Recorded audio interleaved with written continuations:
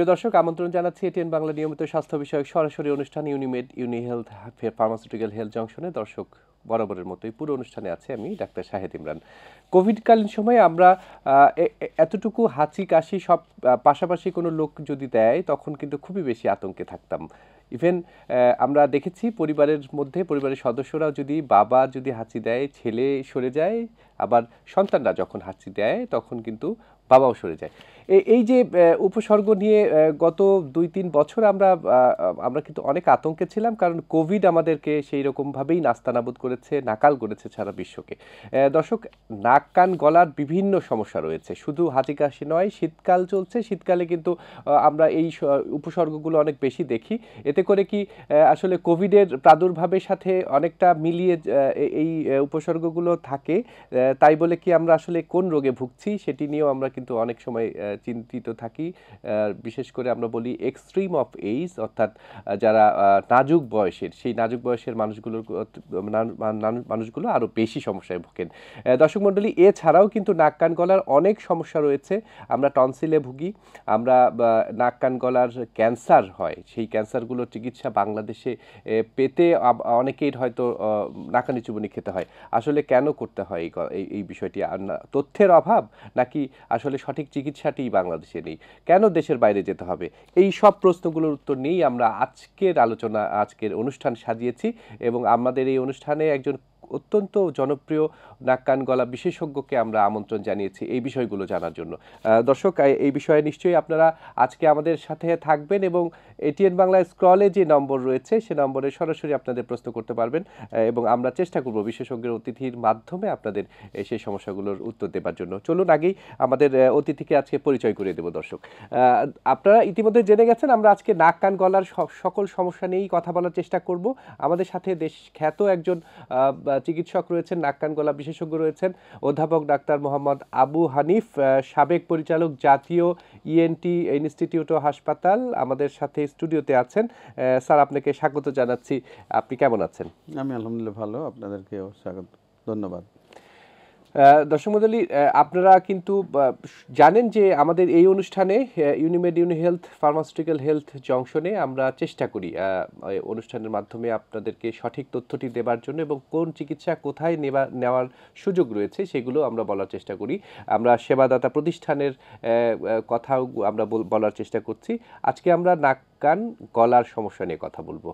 সঙ্গে আছেন ডাক্তার আবু হানিফ।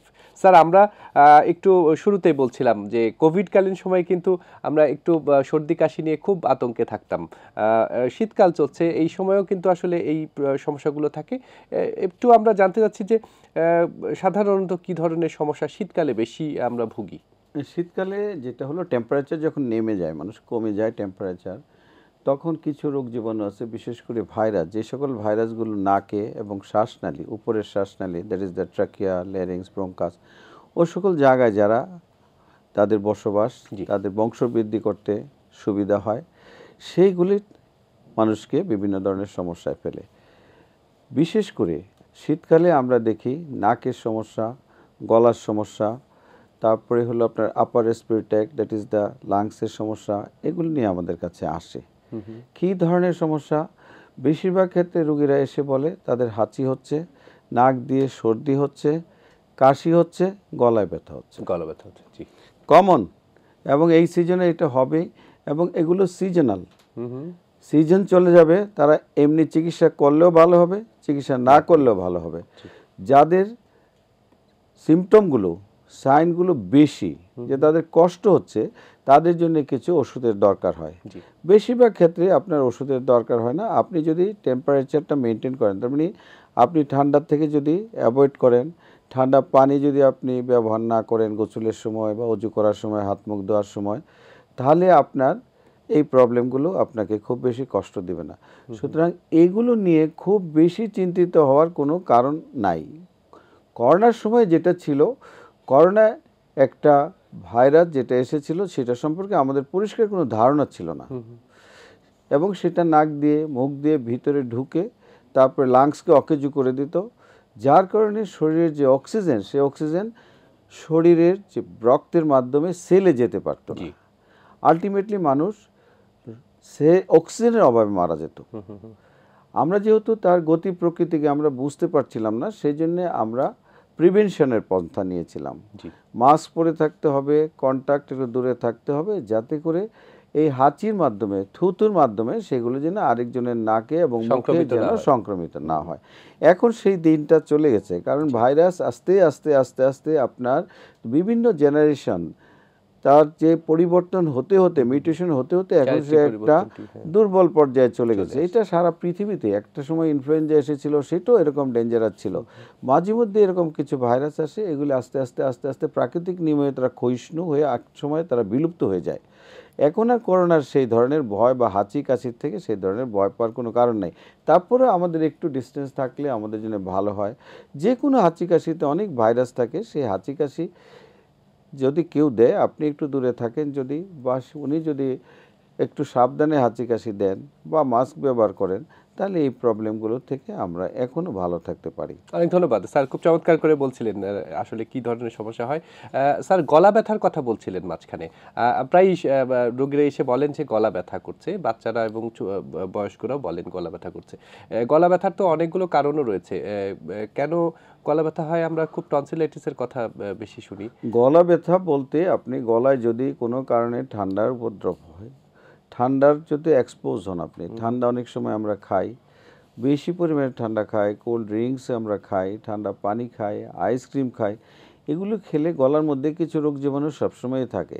সেই রোগ জীবাণুগুলি এই লো টেম্পারেচারে, লোয়েস্ট টেম্পারেচারে তাদের যে প্রলিফারেশন, বংশবৃদ্ধি বেশি হয়, তখন তারা সেখানে ইনফেকশন করে। গলার মধ্যে মেইন যে টার্গেটেড অর্গান, সেটা হলো আপনার টার্গেটেড যেটা, সেটা হলো টনসিল। টনসিল। আমরা স্যার টনসিলের সমস্যাগুলো নিয়ে বেশি কথা বলবো। আমাদের সাথে একজন দর্শক রয়েছেন। দর্শক কে আছেন? না, আপনার নাম বলে প্রশ্নটি করবেন। আসসালামু আলাইকুম। ওয়ালাইকুম আসসালাম। ভাই, আমার নাম আরিফ হোসেন, আমার বাড়ি ঢাকা কেনিগঞ্জে। জি। আমার ছেলের বয়স হচ্ছে 8.5 বছর। তার প্রায় 8 বছর, এই 1 বছরের উপরে রাগ দিয়ে রক্ত বের হয়। তো আমি অনেক ডাক্তার দেখাচ্ছি।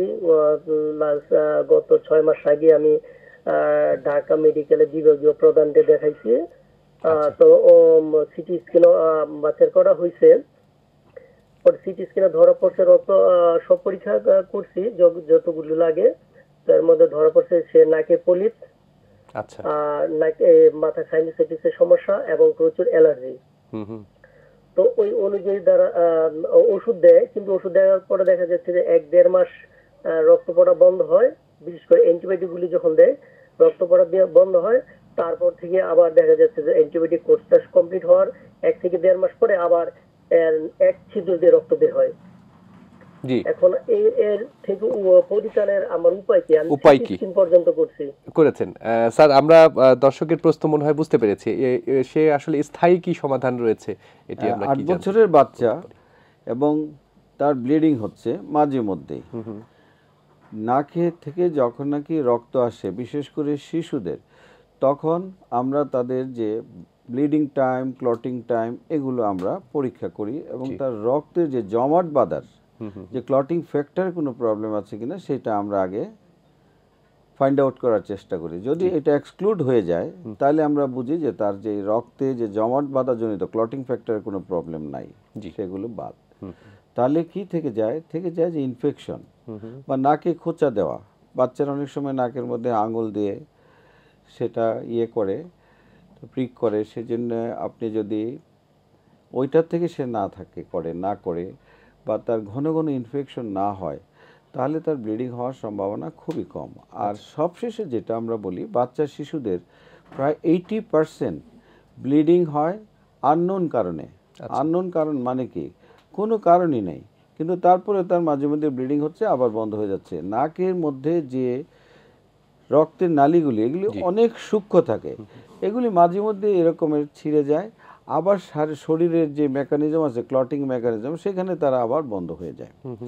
যেহেতু ব্লিডিং হচ্ছে আবার বন্ধ হয়ে যাচ্ছে, সেই ক্ষেত্রে এইটাকে আমরা ওইরকম রোগ হিসাবে আমরা মানুষকে বলি না যে এটা নিয়ে আপনি ভীত হবেন। তবে যখন ব্লিডিং হয়, মানুষ খুব ভয় পায়, সেই ক্ষেত্রে প্রাথমিক কতগুলো ব্যবস্থা নিতে হয়। যেমন নাককে এখানে আপনার চেপে ধরে রাখতে হয় 10 মিনিট পর্যন্ত, কারণ ক্লটিং টাইমটা হলো 10 মিনিট। তারপর ওই সময় নাক যখন ধরে রাখে, তখন মুখ দিয়ে রক্ত যেতে পারে, মুখ দিয়ে একটু পানি দিয়ে কুলি করতে হয়। জি। এবং অটোমেটিক এটা বন্ধ হয়ে যায়। তো সেই জন্য ব্লিডিং হলে, রক্তপাত হলে আপনি খুব বেশি ভীত আতঙ্কে হওয়ার না কোনো থাকা। কারণ নাই। এটা একটা স্বাভাবিক প্রক্রিয়া হিসাবে আপনাকে ধরে নিতে হবে। জি। এবং এই সকল শিশুরা যখন বড় হয় তখন এগুলো এমনি এমনি ভালো হয়ে যায়। ভালো হয়ে যায়, কিন্তু পলিপের কথা বলছিল না? পলিপ দেখেন, এটা একটা বড় রকমের সমস্যা এই দেশে। নাকের মধ্যে যে কোনো কিছু হলে এসে বলে পলিপ। এটা একটা কমন টার্ম হয়ে গেছে এবং it is very very misleading term.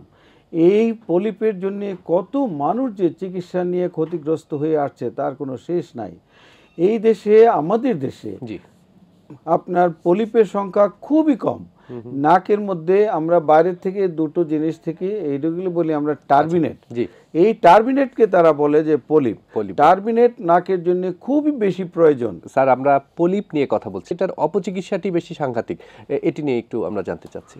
এটা একটা বিরাট সমস্যা হয়ে গেছে সারা দেশে। বিভিন্ন জায়গায় আপনার এক ধরনের চিকিৎসক, তারা অপচিকিৎসক তৈরি হয়েছে। তারা মানুষকে বিভ্রান্ত করে এই নাকের পলিপের কথা বলে তাদেরকে চিকিৎসা করছেন। বিশেষ করে তারা নাকের ভিতরে এক ধরনের খুবই ক্ষতিকর পাওয়ারফুল অ্যাসিড তুলার মাধ্যমে বা বিভিন্নভাবে ঢুকিয়ে দিচ্ছে। আচ্ছা। অ্যাসিড যে কোনো মাংসের মধ্যে দিলে সেটা গলে যায় এবং তারা সেই সুযোগটাই নিচ্ছে যে টার্বিনেট, যেটা নাকের খুব এসেনশিয়াল একটা পার্ট, জি। সেইটাকে তারা গলিয়ে দিচ্ছে, বলছে যে এটা পলিপ। এবং এতে করে যেটা হয়, অনেকেরই সমস্যা হয়, আমরা প্রায়ই পাই নাকের হাড়ের ছিদ্র হয়ে যাচ্ছে। অনেকের আছে, একটা মেয়ে এসেছিল আমাদের কাছে, পুরো মুখটা পুড়ে গেছে তার, একদম অ্যাসিড বার্ন করলে যা হয়। সাংঘাতিক। আরেকটা রোগী এসেছে সেদিন, তার এই নাকটা কালো হয়ে একদম নেক্রোসিস, পচে গেছে তার। This is due to acid. এবং এই যে এগুলো আসলে কোনো পলিপ না। আচ্ছা। আমাদের দেশে পলিপ যেটা, সেটার সংখ্যা খুবই কম। আপনি 1% কম আপনি পাবেন পলিপ। জি। তাহলে এই যে এত মানুষ পলিপ নিয়ে আসে, যে কোনো রোগী নাকের কোনো প্রবলেম হলে সেটাকে পলিপ ভেবে এসে বলে পলিপ, স্যার আমার পলিপ হয়েছে। সে নিজেই ডায়াগনোসিস করছে। জি। আমাদের সাথে একজন দর্শকের প্রশ্ন আছে। দর্শক কে আছেন আমাদের সাথে? নাম বলে আপনার প্রশ্নটি করবেন। জি, দর্শক কে আছেন? আসসালামু আলাইকুম, আমি কাজী আব্দুল আজিজ মিরপুর 1 নম্বর থেকে বলছিলাম। জি, আপনার সমস্যাটি বলুন। মানে সমস্যাটা হলো, আমার ওয়াইফের বয়স হলো 48, আসমা বেগম। জি। তো কিছু খেতে যে তার গলায় সমস্যা হয়েছে বহুদিন আগে। সে বলতেছে গলায় কি জানি হয়েছে। জি। ওনাকে মোটামুটি ভাবে পিজি তো এর ভিতরে নেওয়া হলো, তখন এই সিমটম ছিল না। অন্য কারণে সিবিসিটা করানো হয়েছে, টেস্টোস্টেরন হরমোন মানে টিএসএইচটা, তারপরে পরীক্ষা নিরীক্ষা করিয়েছেন। যেটা করানো হয়েছে তখনই সিমটম ছিল না, অ্যান্টিবায়োটিক দিছিল, প্রস্তাব ইনফেকশন ছিল 50 টাকা দামের। তা খাওয়ার পরও নাই তো বলে গন্ধ পায়। তা অ্যামোক্সিলিন 500 ওনাকে 3টা করে 10 দিন খাওয়ানো হয়েছে। ওই দুর্গন্ধের ভাবটা ছিল না, কিন্তু দুর্বলতা আসলেই সে বলে গলাটা ব্যথা করে, একটু দুর্গন্ধ লাগে, কি হলো না হলো, কি হলো না হলো। স্যারের কাছে আমি মানে এর প্রতিকার বা কি আছে একটু মেহেরবানি করে জানতে চাই স্যারের কাছে। স্যার, আমরা তো প্রশ্নটি বুঝতে পেরেছি। কোনো প্রশ্ন আছে আপনার? না, ঠিক আছে, অসংখ্য ধন্যবাদ। দর্শক, আপনি প্রশ্ন করেছেন, নিশ্চয়ই আমরা চেষ্টা করব আপনার সমস্যাটি কিভাবে সমাধান দেয়া যায়। আমরা একটু স্যার যদি দর্শকের যেটা বলেছেন যে গলায় একটু হালকা ব্যথা হয় এবং দুর্গন্ধ হয়, দুটো কারণ হতে পারে। সেটা হলো ওরাল হাইজিন যদি খারাপ হয় তাহলে তার দুর্গন্ধ হতে পারে। সেই ক্ষেত্রে উনি প্রতি রাত্রে ব্রাশ করার পরে হালকা 1 গ্লাস হালকা গরম পানি 1 চিমটি লবণ মিশিয়ে উনি কুলি করে ঘুমাতে পারেন। জি। টনসিলে যদি ক্রনিক ইনফেকশন হয়, সেখান থেকেও আপনার এক ধরনের থিক পাস, নরম ভাতের মধ্যে এক ধরনের ময়লা বের হয়, সেটা থেকে গন্ধ হতে পারে। ওনার যদি সাইনাসের প্রবলেম হয়, সেখানে সাইনোসাইটিস থেকেও প্রবলেমগুলো হতে পারে। সুতরাং এগুলোকে ফাইন্ড আউট করলে, বিশেষ করে ওরাল হাইজিনটা যদি মেনটেন করে, তাহলে আপনার এই যে দুর্গন্ধ এটা কমে যাওয়া। আর আরেকটা জিনিস যেটা করতে হয়, ঘন ঘন একটু একটু করে পানি পান করতে হয়। আপনি যদি 5 থেকে 10 মিনিট পরে 1 ঢোক পানি পান করেন, তাহলে মুখের ভিতরে আপনার কোনো লালা, কোনো রোগ জীবাণু জমবে না, এগুলো ওয়াশ আউট চলে যাবে। তখন সেখানে আপনার ওখানে খারাপ কিছু হওয়ার বা ময়লা জমার কোনো সুযোগ থাকবে না। এবং এতে করে আপনার ওরাল হাইজিন যেমন ভালো থাকবে, রোগ জীবাণু সেখানে বৃদ্ধি হতে পারবে না, কোনো ময়লা থাকতে পারবে না। সুতরাং গলার যে সমস্যাগুলো নিয়ে আমাদের রোগীরা কমপ্লেইন করে যে আমার গলায় কিছু লেগে আছে মনে হচ্ছে, সেটা চলে যাবে। এই যে গন্ধের কথা, ফরেন বডি সেনসেশন ঠিক না, এটা ওরা বলে যে আমার গলায় কেমন, আপনি কি করে বুঝবেন এটা রোগ কি রোগ না? জি জি খাওয়ার সময় যদি কোনো প্রবলেম হয় তার, সেটা আপনি মনে করবেন রোগ। আর এই সকল রোগীরা খাওয়ার ইন বিটুইন মিল, মানে যখন নাকি নর্মাল থাকছে, ঢোক গিলার সময় বলছে আমার কিছু লেগে থাকছে, this is not a disease at all. তারপরে আমরা এগুলিকে চেক করে দেখি, চেক করে যখন নাকি দেখি গলার ভিতরে কিছুই নাই, লেরিংসে নাই, ফেরিংসে নাই, কিছু জায়গায় নাই, তখন আমরা বলি যে এটা আপনার কোনো প্রবলেম না। এগুলো অনেকগুলো কারণ হয়, বিশেষ করে দুশ্চিন্তা থেকে হয়। আমাদের কাছে রুগীরা অনেক সময় চেক করতে আসে, স্যার আপনি দেখেন আমার ভাই ক্যান্সারে মারা গেছে, স্যার আমার ক্যান্সার হয়েছে কিনা, আমার গলার মধ্যে স্যার সবসময় এরকমের ফিলিং হয়। জি সুতরাং এগুলো আপনার আমাদের কাছে যে সকল রুগী আসে, অলমোস্ট 65% রুগী আসে এই সকল কমপ্লেন নিয়ে গলার, যেগুলো আসলে কোনো রোগ না। এই পলিপগুলো আমাদের কি বেশি ক্ষতি করে, নাকি আমরা চিকিৎসাই বেশি ক্ষতিগ্রস্ত হচ্ছি আসলে অপচিকিৎসায়? পলিপ আমি আগেও বলেছি, এগুলি যেগুলি আমাদের কাছে আসে যে সকল রোগীরা, সেগুলি বেশিরভাগই টার্বিনেট, হাইপারট্রপিড ইনফেরিয়র টার্বিনেট। এটা নাকের সামনে দিয়ে দেখা যায়, দুটা দেখা যায় মাংসের মতো, এটা দেখেই তারা বলে পলিপ। অ্যাকচুয়ালি এটা পলিপ না, এগুলি নাকের অত্যন্ত অপরিহার্য এসেনশিয়াল পার্টস। এগুলি মেইনলি নাকের যে কাজটা, নাকের কাজটা হলো এয়ার কন্ডিশনিং অফ এয়ার। তার মানে কি, যখন নাক দিয়ে আপনার ধুলাবালি যাচ্ছে, নাক এখানে ফিল্টার করে ছোট ছোট আপনার ধূলিকণাকে, তারপরে যখন একটু ভিতরে ঢুকে তখন মিউকাস, সেই মিউকাস ওদেরকে স্টেক করে নিয়ে নেয়। এবং যে অনেক গরম বাতাস যদি, যেমন যেখানে আপনার 50 সেন্টিগ্রেড বা 60 সেন্টিগ্রেড আছে আপনার, সেই বাতাস যদি আপনার লাংসে যায়, লাংস পুড়ে যাবে, অক্সিজেন তো সেখান থেকে নিতে পারবেই না, বরঞ্চ পুড়ে যাবে। তাহলে কি করতে হয়, এইগুলো আপনার ওই বাতাসটাকে নর্মাল বডি টেম্পারেচারে এনে তারপরে ওখানে পাঠায়। যখন লাংসে যায় তখন অক্সিজেন, আপনি দেখেন বাতাসের মধ্যে 21% অক্সিজেন আর 79% নাইট্রোজেন অ্যান্ড আদার্স। সেইখান থেকে এই 21% অক্সিজেন কিন্তু রক্তের যে আরবিসি, ওরা এটাকে এক্সট্রাক্ট করে নিয়ে নিচ্ছে। যদি নর্মাল টেম্পারেচার না হয় তাহলে সেটা হবে না। তাহলে এটা দরকার। যদি অনেক ঠান্ডা, এক্সিমোর যারা আছে, -ডিগ্রিতে যারা আছে, সেই বাতাস গেলে লাংস কিন্তু আপনার বরফ হয়ে যাবে। ওরা কি করে, সেই নাকের যে বাতাসটাকে স্বাভাবিক পর্যায়ে নর্মাল টেম্পারেচার নিয়ে তারপরে লাংসে পাঠাচ্ছে, মানে শরীরের উপযোগী করে। স্যার, একজন দর্শকের প্রশ্ন আছে। দর্শক কি আছেন আমাদের সাথে? নাম বলে আপনি প্রশ্নটি করবেন। জি দর্শক, আপনার সমস্যাটি বলুন। সমস্যাটা আমার, হ্যালো, জি জি আমরা শুনছি, বলুন। জি, সমস্যাটা আমার ছেলে হঠাৎ করে কানের রক্ত ছোট, মানে এমনি বেরোচ্ছে না, বাট অল্প কটন বাড দিয়ে রক্ত দিলেই রক্ত দেখা যাচ্ছে। হ্যালো, জি, এটি প্রায়ই হচ্ছে এরকম, আমরা শুনছি। এই কটন বাড দিয়ে যখন কানে এরকম ঢোকায় তখনই রক্ত বের হয় কিনা? জি, ওই ওর একটা মাঝখানে বলে রাখি, ওর হঠাৎ করে চিকেন পক্স হয়েছিল, তারপর থেকে গত কালকে থেকে রক্তটা বেরোচ্ছে কটন বাড দিয়ে। গতকাল থেকে? এর আগে এরকম কি হয়েছিল, না এবারই প্রথম?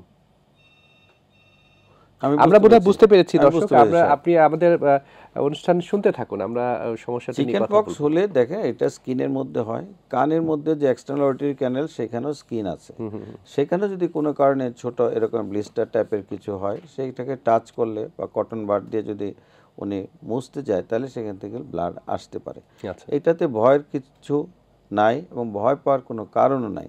তারপরেও যদি এরকম কন্টিনিউয়াস হতে থাকে, তাহলে উনি একজন চিকিৎসকের পরামর্শ নিতে পারেন। তবে আমি বলবো যে কানের ভিতরে উনি যেন ওনার ছেলেকে বলেন যেন কটন বাড যেন না ঢুকায়, সেটাই বরং ক্ষতির কারণ হতে পারে। স্যার যেটি বলছিলেন, আমরা টার্বিনেট নিয়ে কথা বলছিলাম, পলিপ নিয়ে। এগুলি কি এসেনশিয়াল দেখেন, ওরা ঠান্ডা বাতাসকে ওরা বডি টেম্পারেচার নিয়ে এসে তারপরে তারা লাংসে পাঠাচ্ছে, আবার অনেক বেশি গরম বাতাসকে নর্মাল টেম্পারেচারে নিয়ে তারপরে দেখেন হিউমিডিফিকেশন, মানে ড্রাই বাতাসকে সে কী করছে, সেখানে এটাকে একটা হিউমিডিফাইড করে তাকে পাঠাচ্ছে ইয়েতে, লাংসে।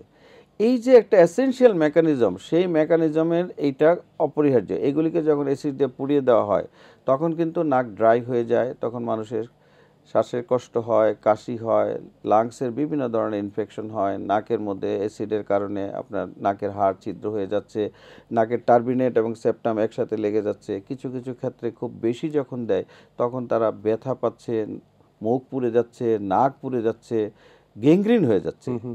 এইটা কিন্তু আমাদের লোকেরা অপ্রয়োজনীয় কারণে বিভ্রান্ত হয়ে তারা এই কাজগুলি করছে। আমি সবাইকে রিকোয়েস্ট করব, আপনারা প্লিজ, এই পলিপ বলে কিছু আসলে নাই। এই পলিপের জন্য আপনারা এই যে চিকিৎসকদের কাছে যাচ্ছেন, অপচিকিৎসকদের কাছে, নিজের ক্ষতি করবেন না। দরকার হলে পলিপ কতগুলো আছে হয় সেগুলো খুবই সংখ্যায় কম, এগুলো অত ক্ষতিকর কিছুই না। আপনারা চিকিৎসকের কাছে গেলে তখন তারা বলবে যে এটা আপনার পলিপ কি টার্মিনেট। পলিপের চিকিৎসা খুব সহজ।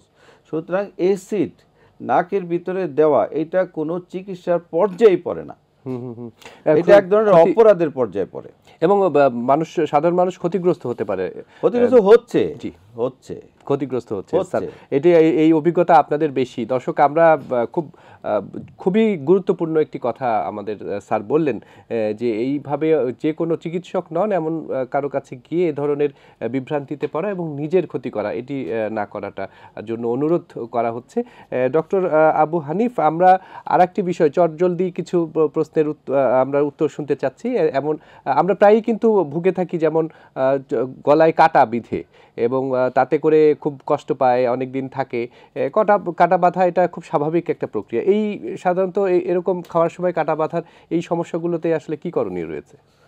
কাটা যদি বাঁধে তাহলে আপনাকে কি করতে হয়, ওয়েট করতে হয়, এগুলো অটোমেটিক চলে যায়। যদি না যায়, খুব বড় মাছের কাটা হয়, তাহলে অনেক সময় ওরা ট্রান্সভার্সলি এভাবে আটকে যায়, তখন আপনি চিকিৎসকের পরামর্শ নেবেন, যাবেন, কাটা খুলে দেবে, এটা কোনো সমস্যাই না। প্রবলেম হয় কোথায়? কাটা যখন নাকি কোনো আঘাত করে যায় তখন 2-4 দিন তাদের ব্যথা হয়। কাটা কিন্তু চলে গেছে, তো তারা সেটা নিয়ে কষ্ট পায়, ভয় পায়।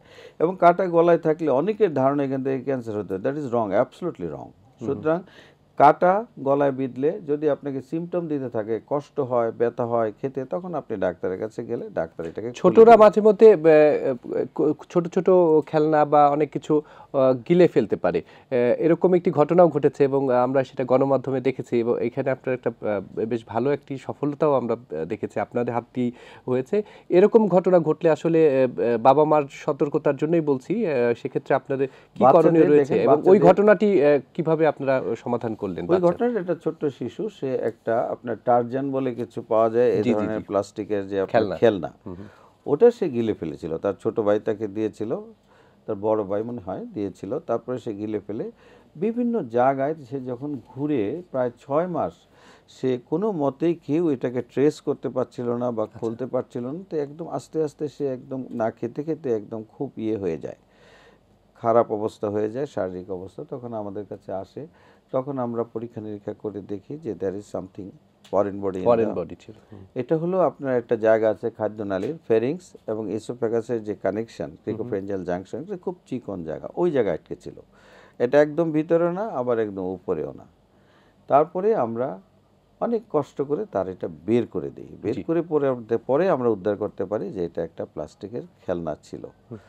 এবং এরকম হয় বাচ্চাদের যে তাদের যে টেন্ডেন্সি, হাতের কাছে কিছু পেলেই তারা এটা মুখে দিতে চায় এবং মুখে দিয়ে তারা এটা গিলে ফেলতে পারে। এবং ওই গার্জিয়ানদের উচিত হবে বাচ্চাদের হাতের নাগালের মধ্যে এই ধরনের ছোট কোনো কয়েল, তারপরে হলো আপনার এই যে প্লাস্টিকের খেলনা, এগুলো যেন না রাখে। আর যদি কোনো কারণে সে গিলে ফেলে, সাথে সাথে অবশ্যই চিকিৎসকের কাছে তাকে আর্জেন্ট নিয়ে যেতে হবে। It is emergency. G, emergency. Sir, আমরা অনুষ্ঠানের শেষের দিকে আছি, আমরা শুনতে চাচ্ছি নাক কান গলার ক্যান্সার নিয়ে। এই ক্যান্সারের চিকিৎসা নিয়ে কিন্তু আমাদের সাধারণ মানুষ খুবই ভুগে থাকেন। দেশে আসলে কোন জায়গায় এই ক্যান্সারের চিকিৎসা হয় এবং কি কি ক্যান্সার বেশি হচ্ছে, একটু চিকিৎসা নিয়ে কথা বলবেন। ক্যান্সারের মধ্যে আমরা এখন ইদানিং সবচেয়ে বেশি পাচ্ছি জিহ্বার ক্যান্সার, তারপরে থাইরয়েডের ক্যান্সার, নাকের ক্যান্সার, সাইনাসের ক্যান্সার অনেক বেশি আসতেছে।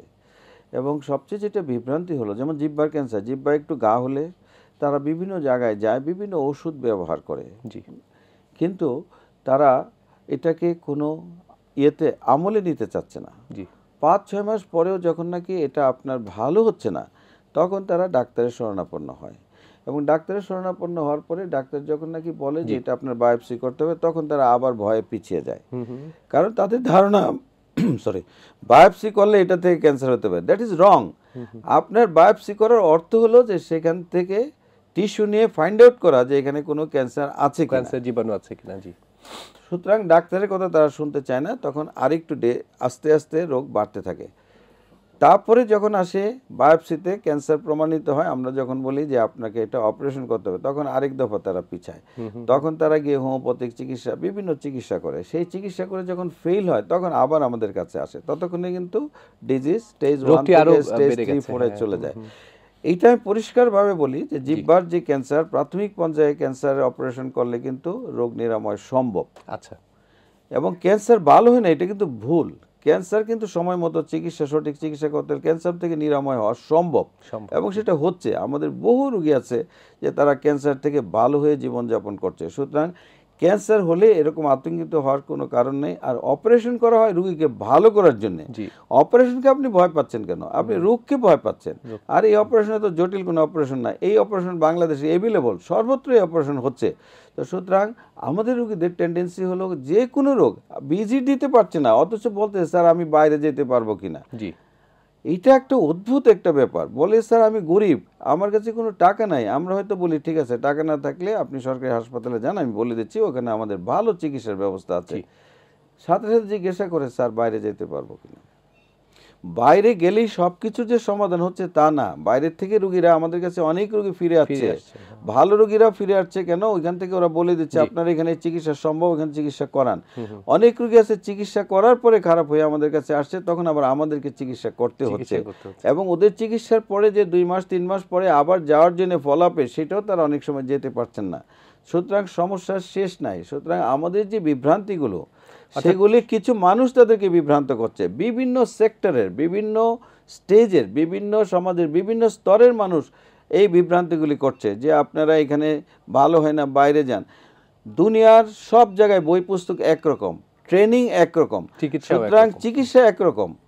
চিকিৎসা আমাদের খারাপ চিকিৎসা, সেটা নেগেটিভ ভাবে আপনারা কেন উপস্থাপন করছেন? আপনারা খবর নিয়ে দেখেন, বাংলাদেশে এমন অনেক ভালো চিকিৎসা হচ্ছে যেটা অন্য জায়গার চেয়ে কোনো অংশেই কম না, বরঞ্চ কিছু কিছু ক্ষেত্রে বেশি ভালো। আমাদের যে হেলথ সেক্টরে যে সাকসেসগুলো আপনি দেখেন, আমাদের যে ইয়েগুলো আসছে, অ্যাওয়ার্ডগুলো আসছে, বেশিরভাগ এই দেশের ন্যাশনাল অ্যাওয়ার্ডগুলো আসছে হেলথের সার্ভিসে। করোনার 2 বছরে আপনি দেখেছেন, করোনার 2 বছরে কয়টা মানুষ বাইরে গেছে, যেতে পারে নাই, তখন সেই চিকিৎসাগুলো কে করেছে? আমরা করেছি। কয়টা মানুষ তখন ক্যান্সারে মারা গেছে? আমরা স্যার একেবারে অনুষ্ঠানের শেষে পৌঁছে গেছি। আপনাকে অসংখ্য ধন্যবাদ স্যার, খুব চমৎকার করে। দর্শকদেরকে ধন্যবাদ। জি, দর্শক মণ্ডলী, আমরা আজকে নাক কান গলার সমস্যাগুলো নিয়ে কথা বলেছি। শুরুতেই যদি রোগের চিকিৎসা করা যায় তাহলে সম্পূর্ণ নিরাময় সম্ভব, এবং বিভ্রান্তিকর তথ্যে আপনারা নিশ্চয়ই ভ্রান্ত ধারণা নিয়ে অপচিকিৎসা নেবেন না। এই প্রত্যাশা নিয়ে আজকের অনুষ্ঠান এখানেই শেষ করছি। ভালো থাকবেন, সুস্থ থাকবেন, দেখতে থাকুন ইউনিমেড ইউনি হেলথ ফার্মাসিউটিক্যাল হেলথ জংশন। আল্লাহ হাফেজ।